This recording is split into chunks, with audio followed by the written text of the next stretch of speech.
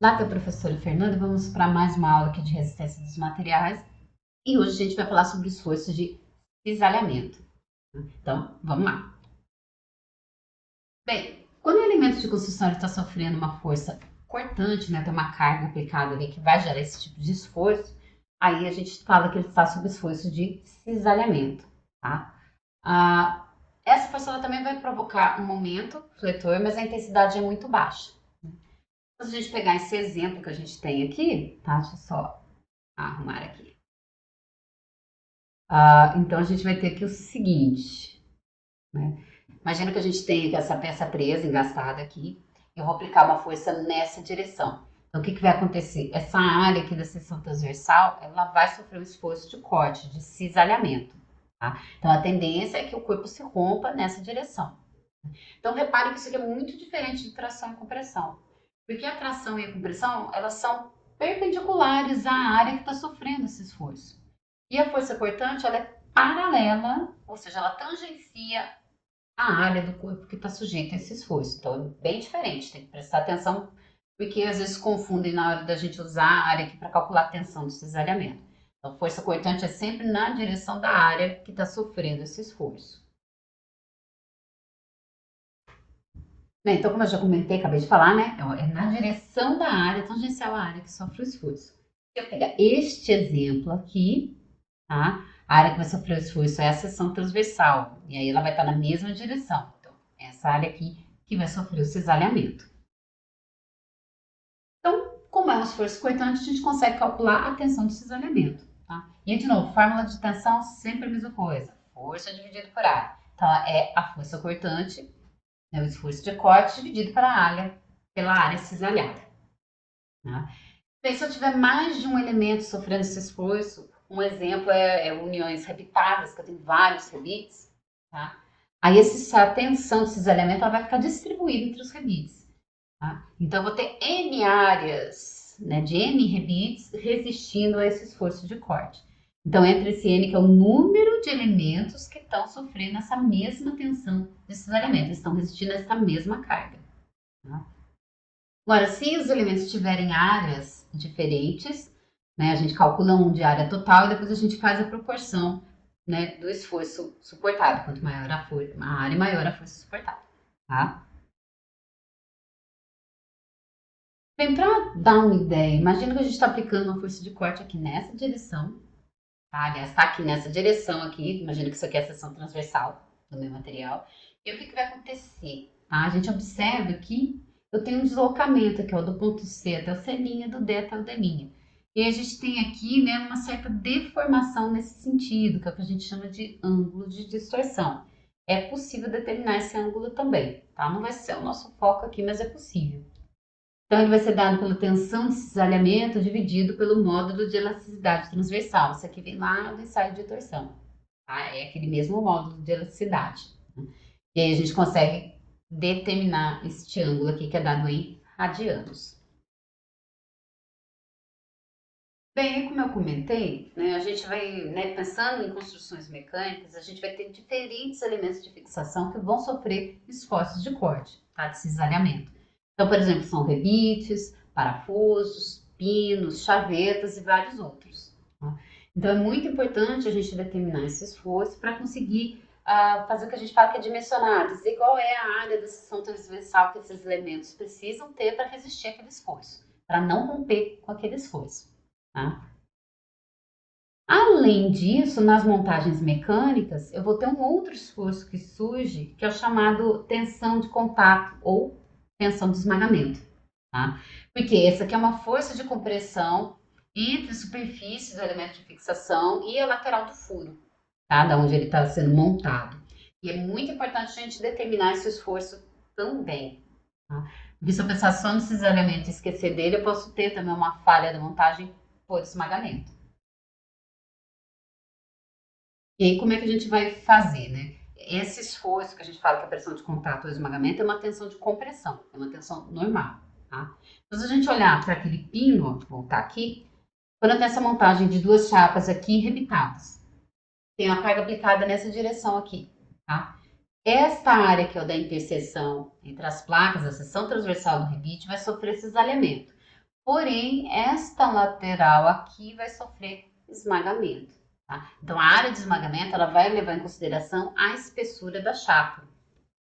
E aí a gente usa o que chama de área projetada, porque ao invés de a gente ter que calcular esse arco aqui, que é mais complicado, a gente considera um retângulo, aproxima para um retângulo, né, de largura igual ao diâmetro do rebite e a altura, né, é a espessura da chapa.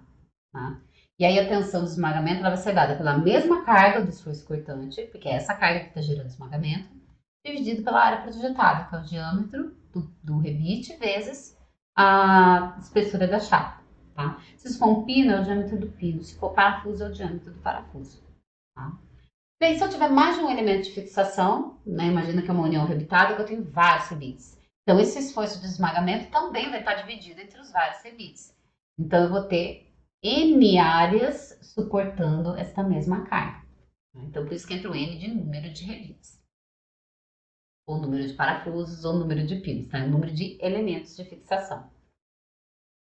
A gente também tem uma norma que, né, que é a BNT-NB 14, que orienta no posicionamento desses rebites na hora de eu fazer uma união, né, dessa maneira, tá? Orienta com relação às distâncias entre os rebites, entre as fileiras e também a distância deles para as bordas da chapa, tá? Então, uma vez determinado o diâmetro, né, do rebite para resistir a uma determinada carga, né, se eu estiver trabalhando aqui, né, com fileiras paralelas, a gente vai ter, ó, da borda que está na mesma direção aqui, ó, da carga aplicada, eu tenho que estar na distância de pelo menos 2 vezes o diâmetro do rebite. Entre rebites, 3 vezes o diâmetro. Tá? Aqui para nós ver porque, ó, que é a chapa de trás que termina aqui. Então, essa distância também tem que ser até a borda dela de 2 vezes o diâmetro. Tá? E nessa direção perpendicular à aplicação da carga, a gente vai ter um esforço menor, então a distância pode ser menor. Então, da borda, 1,5 o diâmetro, e entre rebites, entre centros de rebite, 3 vezes o rebite. Tá? Essa aqui é uma orientação para poder posicionar, tá? Para garantir que essa união vai resistir ao esforço. Porque na hora que a gente faz a furação, a gente está diminuindo a resistência da chapa. Então, se eu fizer furos muito próximos, tá? Essa chapa vai ficar muito enfraquecida e não vai resistir ao esforço. Por isso que a gente tem que tomar cuidado com isso aqui também, tá? Com a distância entre as furações. Bem, se eu estiver trabalhando ali com bordas laminadas, tá? Dessas chapas, eu posso trabalhar com distâncias reduzidas, tá? Da borda. Então, geralmente aqui, D mais 6 milímetros para rebites com diâmetro menor que 26 milímetros e o diâmetro mais 10 para rebites com diâmetros maiores do que 26 milímetros. Essa é uma orientação que a gente tem aqui, nesse caso específico. Então, agora a gente vai ver assim, aqui a gente vai ver alguns exemplos, depois a gente vai ver outra situação. Então, a gente vai começar aqui, por exemplo, com uma união por parafuso. Então, imagina que a gente tem este garfo, né, prendendo essa chapa por meio desse parafuso. E aí eu vou ter uma certa carga aqui aplicada nessa direção. Né? Então, o que eu quero saber nesse exemplo, tá? Ele está gravado também no vídeo separado, passo a passo, como resolver. Né? Então, eu quero saber qual é a tensão desses elementos que está atuando aqui, a pressão de contato no garfo e a pressão de contato na chapa, tá? Então, a tensão desses elementos, o que vai acontecer? Ó, a gente olha para o parafuso. Quando a gente vê essa montagem, eu vou ter duas áreas cisalhadas. Esta área aqui, ó, da interface dessa haste do garfo com a chapa e essa outra área aqui de baixo dessa outra interface. Então, lembra que aí na hora de eu fazer tensão igual a força dividido por área, aqui vai ser 2 vezes a área, porque eu tenho duas áreas sofrendo cisalhamento. Pressão de contato na chapa, o que vai acontecer? A gente vai trabalhar aqui com o diâmetro do parafuso, tá? E a espessura da chapa. E depois a gente quer saber a pressão de contato nas hastes do garfo. Aqui também tomar cuidado porque eu tenho duas hastes, então eu tenho duas áreas suportando o esmagamento. Então vai ser multiplicado por 2 a área da forma. Então vejam lá que tá bem passo a passo aqui explicativo. Depois a gente tem esse segundo exemplo de união rebitada, e aqui é o corte simples, é o cisalhamento simples. É uma área só do rebite que está sofrendo esse esforço de corte. Nesse exemplo aqui, a ideia era uma noção, por exemplo, da relação entre a espessura da chapa e diâmetro do rebite. Tá? Para que o esforço dominante seja apenas de cisalhamento. Essa é a ideia desse exercício. né? Então ele é um pouquinho teórico, porque eu vou relacionar aqui o cálculo do esforço por cisalhamento e o cálculo do esforço por esmagamento. E aí a gente sabe qual que é a proporção que tem que ter da chapa e do diâmetro para garantir que o cisalhamento seja o dominante. Bem, depois a gente tem um outro tipo de união que também sofre cisalhamento, tá? Que são as uniões soldadas. Então, aqui para a gente dimensionar, a gente também trabalha com esforço de cisalhamento, né? As fórmulas de cisalhamento.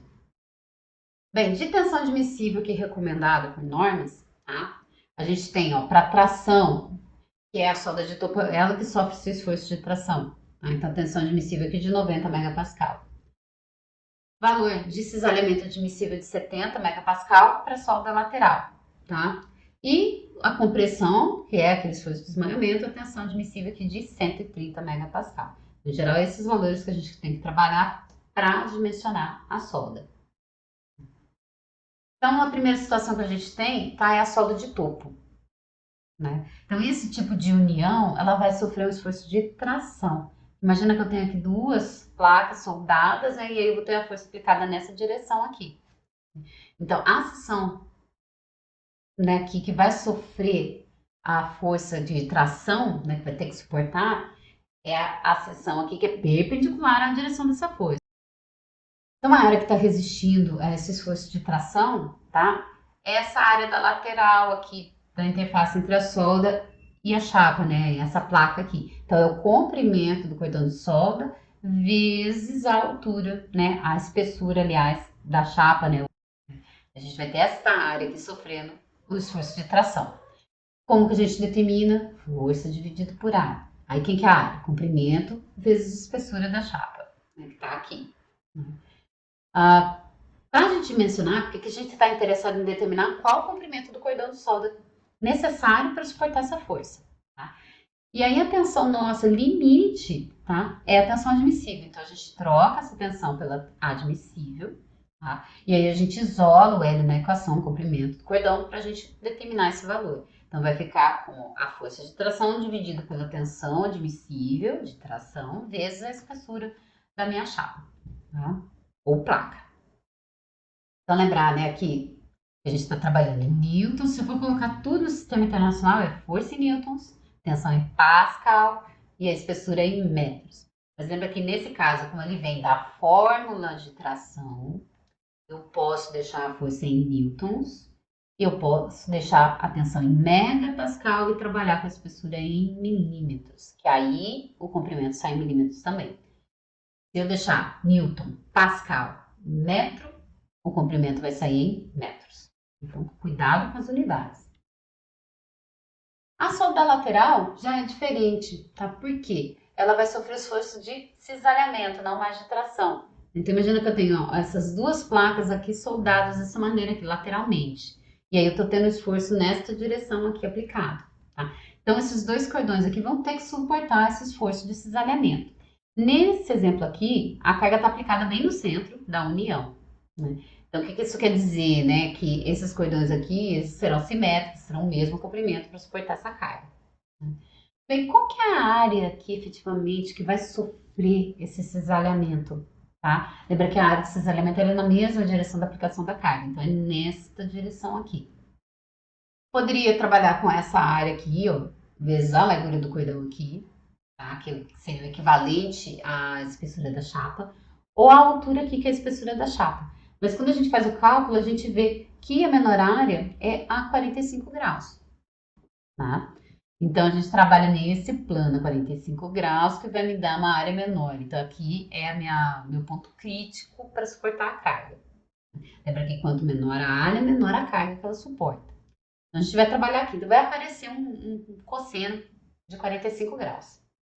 Então, como que vai ficar a nossa fórmula? Tá? Então, lembra, ó, que aquele comprimento, esse Azinho aqui, né, ele vai ser a espessura da chapa, cosseno de 45 graus. Aqui, ó, tá aqui, ó. E aí, a área cisalhada é o comprimento do cordão de solda vezes essa distância A que a gente determinou aqui. Então, vai ficar a espessura da chapa vezes cosseno de 45 vezes o comprimento do cordão de solda. Aqui a gente quer determinar o comprimento do cordão de solda. Então, na hora de fazer o cisalhamento, o que vai acontecer? De novo, tensão é igual a força dividido por área. Né? Então, nesse nosso caso, substituindo a área aqui, né, daquele plano a 45 graus, a gente vai ter a força cortante dividido T coeficiente de 45 vezes o comprimento do cordão. Isolando esse cara aqui na equação e trocando esse aqui pela tensão admissível, que é o nosso limite de esforço, a gente fica então com o comprimento, é força, T coeficiente de 45 vezes a tensão de cisalhamento. De novo, vou sempre pegar no pé, cuidado com a unidade. Coloquei Newton aqui, coloquei megapascal aqui, coloquei milímetros aqui, aqui sai milímetros. Eu posso fazer assim. Ai, nossa, eu tô na dúvida, não sei. Então, passa tudo para o sistema internacional. Ou seja, deixa newtons aqui, coloque em metros aqui e pascal aqui. Aí o resultado sai em metros. Então, cuidado. Bem, mas e quando eu tiver uma carga aplicada fora do centro da união? Né? Então ela não está mais aqui no meio dessa placa, ela está um pouco deslocada. Como que fica esse cálculo? Tá? Como ela está deslocada, os comprimentos necessários do cordão de solda serão diferentes. Tá? O lado que está mais próximo da aplicação da carga, ele vai sofrer um esforço maior, então o comprimento vai ter que ser maior. O lado que está mais distante tem um esforço menor, então vai ser um comprimento menor. Tá? Então o que a gente faz nesse caso? Primeiro a gente vai usar a fórmula da tensão de cisalhamento e calcular o comprimento total, tá? Como se fosse o mesmo comprimento para os dois lados. Depois é que a gente vai fazer a proporção para descobrir quanto que o lado próximo da aplicação tem que ter e o lado mais distante tem que ter. A proporção, para a gente conseguir relacionar, tá? A gente vai usar o comprimento, que é o que eu quero achar, e a distância dele até a aplicação da carga. Então a relação que a gente tem é essa daqui, ó.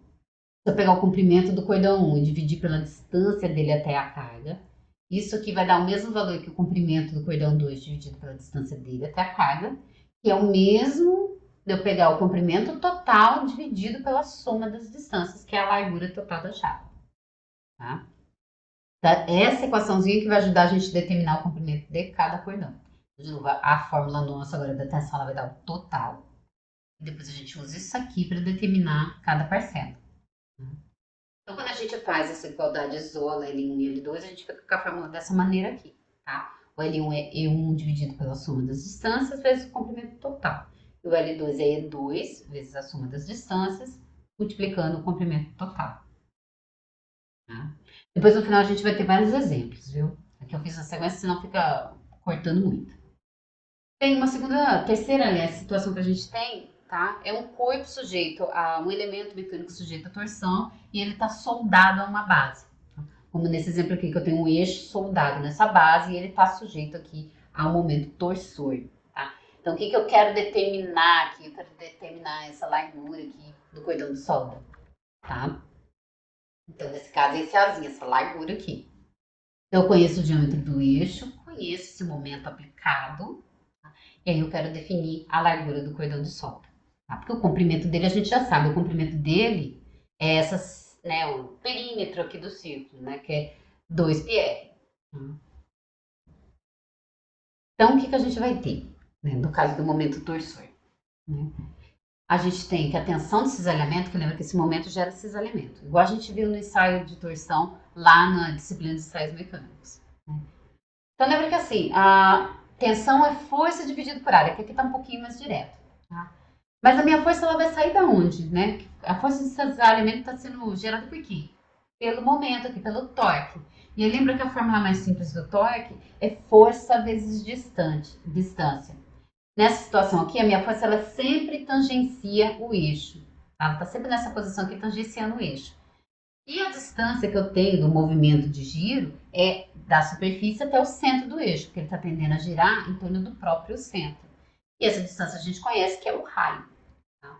Então, o torque ele é dado por essa força que a gente chama de distância tangencial vezes o raio, ou se eu quiser trabalhar com o diâmetro, que é a medida que a gente já tem na hora, assim, na mão, seria diâmetro dividido por 2. Então, ficaria força tangencial vezes diâmetro dividido por 2. Então, na hora que eu isolo a força nessa fórmula, tá? Eu vou ficar com força tangencial igual a 2 vezes o momento torsor dividido pelo diâmetro. É o que está aparecendo aqui, ó. Tá? Um primeiro aqui. Então, 2 vezes o momento torsor dividido pelo diâmetro. Tá? E depois aqui, a gente tem que calcular a área que está sofrendo esse esforço de cisalhamento, tá? E aí a área é o comprimento desse cordão, tá? E aqui seria π vezes o diâmetro. Lembra que eu falei que é 2πr, ou se eu trabalhar em termos de diâmetro, é π vezes o diâmetro. Aí eu tenho o perímetro, o comprimento do círculo. E vezes a largura dele, do cordão de solda, tá? Que é o que está dado aqui. Então, essa é a área cisalhada. Como eu vou ter diâmetro vezes diâmetro, fica o diâmetro ao quadrado aqui, tá? Essa distânciazinha aqui, né, ela está medida na base, mas a gente sabe que, como a gente viu no exemplo anterior, a área mínima, a menor, é no plano de 45 graus. Então, entra um cosseno de 45 aqui, tá? Aqui embaixo multiplicando. Então, por isso que a minha fórmula passa dessa para essa. Tá? Minha constante muda um pouco, porque eu vou calcular uma inclinação de 45 graus aqui. Tá? Essa tensão de cisalhamento. Então, uma segunda situação aqui de esforço por torque, tá? É quando a gente tem duas chapas soldadas, uma perpendicular à outra. Então, se a gente imaginar, né, que a carga está sendo aplicada aqui nessa direção, a placa vertical, que ela tende a girar com relação à base nessa direção aqui, né, em torno do eixo Y. Tá? E aí, essa solda aqui, nessas soldas que estão impedindo esse movimento de torção. Então, como que vai ficar o cálculo? Tá? Nesse caso aqui, o cálculo da tensão ele vai depender do momento de inércia, tá? Da geometria da solda. Então, por isso que eu vou ter uma constante aqui diferente, tá?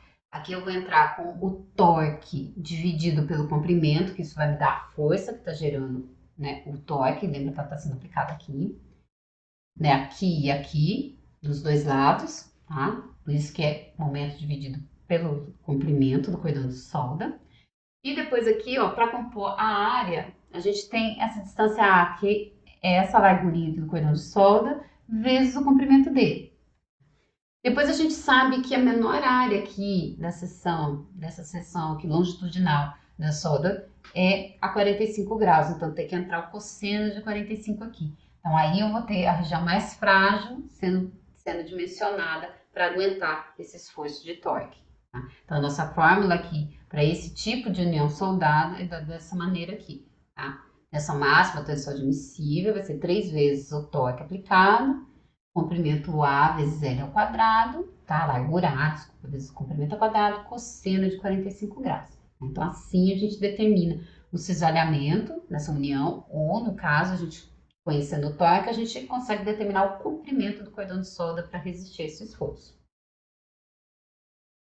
Bem, e por último a gente tem a chaveta, que também é um elemento que sofre um esforço principalmente de cisalhamento. Só que aqui a gente vai ver que é parecido com o rebite, porque além do cisalhamento, ele também vai sofrer esmagamento. Tá? A principal função da chaveta é unir componentes mecânicos rotativos, tá? Então, uma engrenagem no eixo, uma polia no eixo, tá? A principal função dele é essa.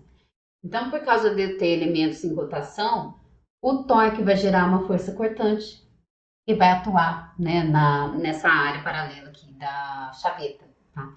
E aí, como ela faz o encaixe entre eixo, né, e engrenagem, por exemplo, a lateral dessa chaveta também vai estar sujeita a esmagamento. Tá?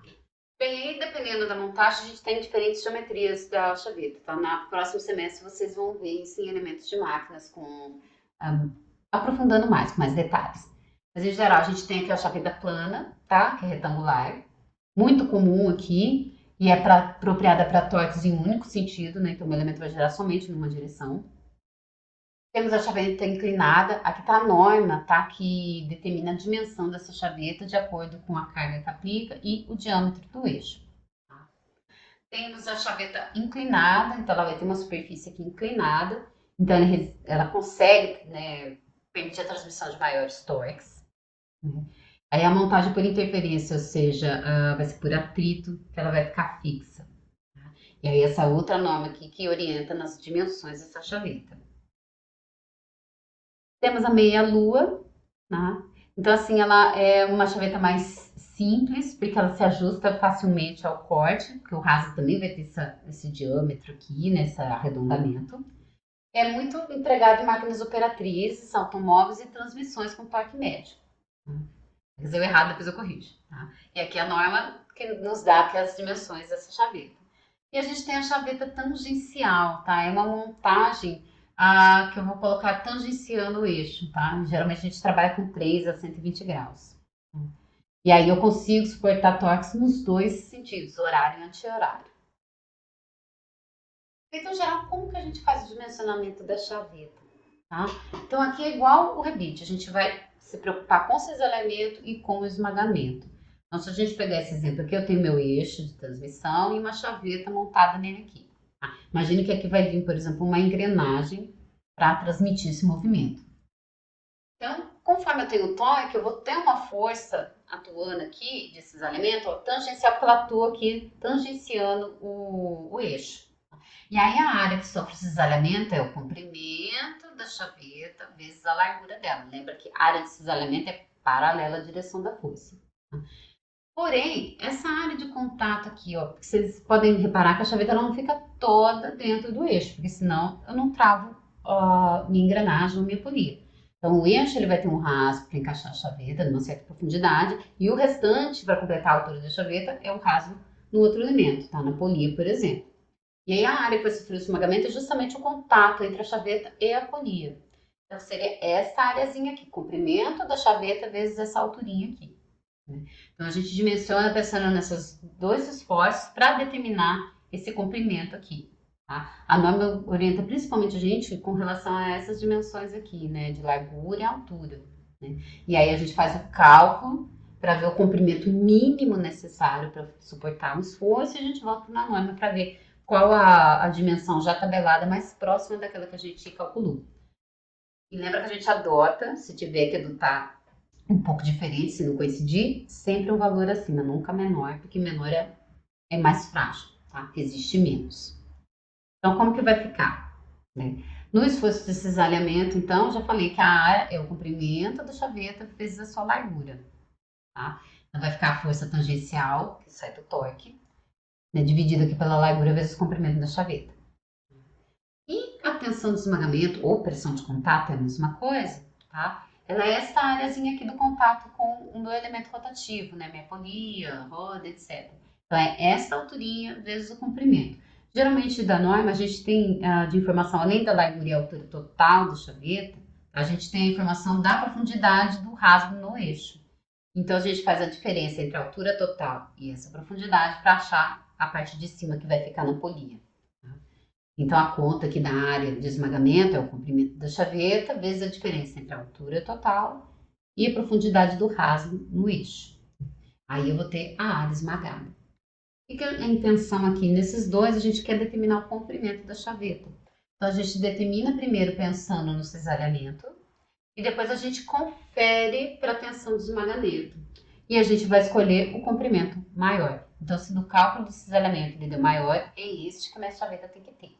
Se for do esmagamento maior, é esse que ele vai ter. Tá? Sempre escolha o maior, porque é a favor da segurança. Se eu escolher o menor, ele não vai resistir ao outro esforço. Vai romper do mesmo jeito. E aí, em geral, tá? As chavetas aqui são feitas com aço 1060 e 1080 e a recomendação de tensão admissível, né, o nosso limite de esforço, é a tensão de esmagamento de 100 MPa e a tensão de cisalhamento de 60 MPa. E aí agora a gente vai ter uma sequência de exemplos para fazer a aplicação aqui no caso de uniões soldadas. Então também estão gravados com todo o passo a passo explicado, né, em detalhes aqui para a gente poder entender como trabalhar com essas equações. Então a gente tem esse primeiro exemplo aqui trabalhando com solda de tubo. Então lembra que a gente acabou de ver que solda de tubo ela sofre esforço de tração. E a área tracionada é o comprimento do cordão vezes a espessura da minha chapa ou placa, tá? Então, a gente tem todas as informações aqui e aí a gente quer determinar qual é a carga máxima que essa união soldada consegue suportar, dadas essas dimensões aqui. Neste outro exemplo, a gente já vai trabalhar aqui com solda lateral. A gente vai ter duas situações não, uma situação. Já dei aqui a mais complicada, porque quando a distância é igual, é mais simples. O cordão, o comprimento já é aquele que a gente obtém diretamente da fórmula. Tá? Então, a gente tem uma carga aplicada fora do centro, uma distância de uma lateral de 80 milímetros e a outra distância de 200. Então, a gente quer determinar esses comprimentos aqui para resistir a esse esforço de 60 kN. Então, a gente já viu que aqui o esforço é cisalhamento, que a gente vai trabalhar. E depois que achou o comprimento total, faz a proporção entre comprimento e distância da aplicação da carga para achar L1 e L2. Esse exemplo aqui não precisa figura, mas é o caso do eixo soldado a uma base que está sofrendo um esforço de torção. Então, aqui a gente quer determinar, neste caso, o torque máximo que essa união soldada vai conseguir suportar, dado esse diâmetro, dado a base da solda desse valor e uma tensão admissível de cisalhamento de 70 megapascal. E o nosso último exemplo aqui é o dimensionamento de chaveta. Tá? A chaveta também, né, principalmente o esforço de cisalhamento, mas aí por causa da montagem a gente também tem o esmagamento. E aqui a gente quer saber o comprimento mínimo da chaveta, nessa dimensão aqui mínima dela, para suportar né, esse esforço aqui da transmissão. Ele vai ter que transmitir aqui 70 CVs, né, 70 cavalos de vapor de potência, com uma frequência, ou seja, com uma rotação de 2 Hz.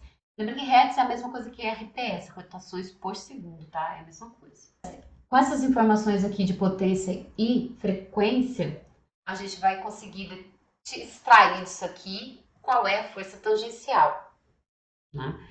Com a força tangencial determinada, a gente trabalha com a tensão admissível recomendada para esse tipo de união, e aí a gente vai determinar o comprimento por cisalhamento e o comprimento por esmagamento e escolher o maior. Assistam os vídeos dos exemplos, tá? E qualquer dúvida me manda lá no site da disciplina, tá? Então, até a nossa próxima aula.